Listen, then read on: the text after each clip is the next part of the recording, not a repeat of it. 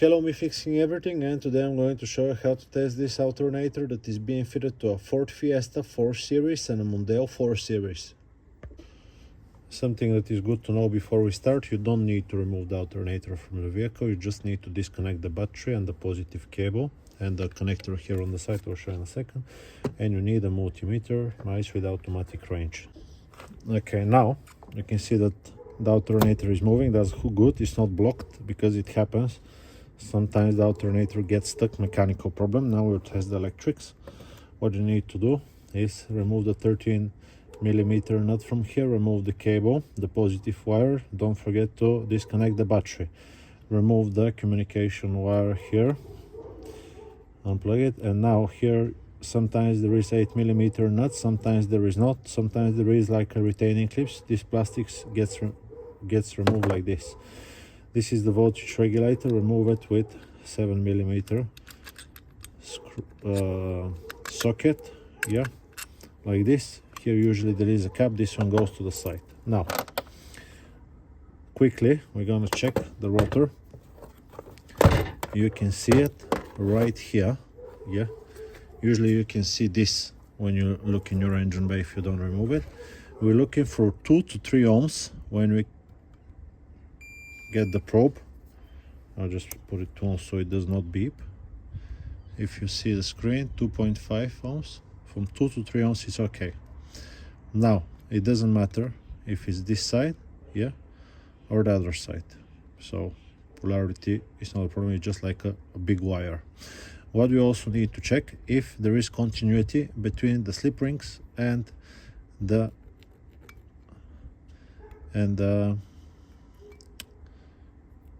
casing of the alternator. This is 16 mega ohms, so that's okay.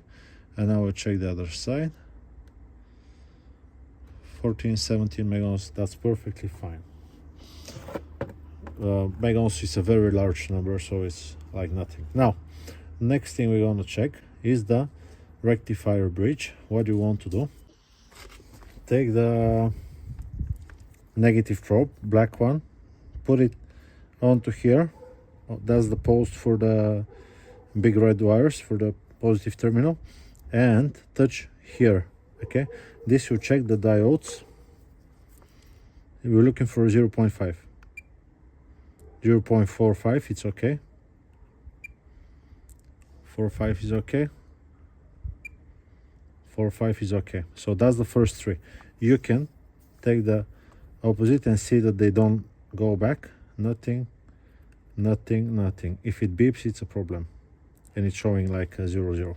Now what you're gonna do is take the positive, yeah, put it here and touch it onto this side. Can you see these three? 1, 2, and the third one. So this means the rectifier bridge is perfectly fine. You can take it again, black one, open, open, open, nothing. Good, so the rectifier bridge is okay. Next thing we're gonna check is the stator winding.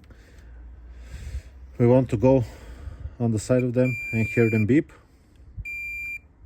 But most importantly, we want to get on one of them, yeah, put the other one here and see nothing. If you hear beeping, it's going in the bin, yeah. If it's shorted to the wall, because it is possible, most possible if you ask me, it's going to the bin. So this is okay. This whole thing should work perfectly fine. Now you still might not have voltage coming and not charging. The last culprit will be this one. What you can do, which is not testing the alternator, but you can check the voltage that comes to the cable when the ignition is on. If you have 8 volts, it's definitely the voltage regulator. Unfortunately, other than the brushes, you can see these brushes are brand new. Other than the brushes, you can't check, you cannot check this voltage regulator with just a multimeter. You need a bench power supply, you need a special communicating device, because some of them are different protocols. Some will expect a signal from the computer, some of them will expect a voltage between 12 and 14.8 volts and whatnot, but there is a chip inside. Yeah, there is a chip with almost like 15 wires inside, so you cannot check the voltage regulator with a multimeter. If you know a way, tell me, I'll be very happy to see. But that's generally what you can check on your alternator. Stator is okay, it's not shorted.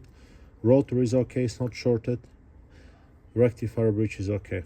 Brushes, look how long they are, perfectly fine. Other thing, it's the signal to the voltage regulator. I hope this video, and it turns. This one is not the best. Yeah, you can hear the bearing, but it does work. So that's how you can test. Some of them are 100 amperes, this is 170, some of them are a little bit less, but they're exactly the same. Yeah, I hope this video is being helpful to you. I'll just put it back now, and I will see you on to the next one. I'll be happy if you leave me a comment, or even if it's negative, I might not reply, but I'll still read it. That's it. Bye bye.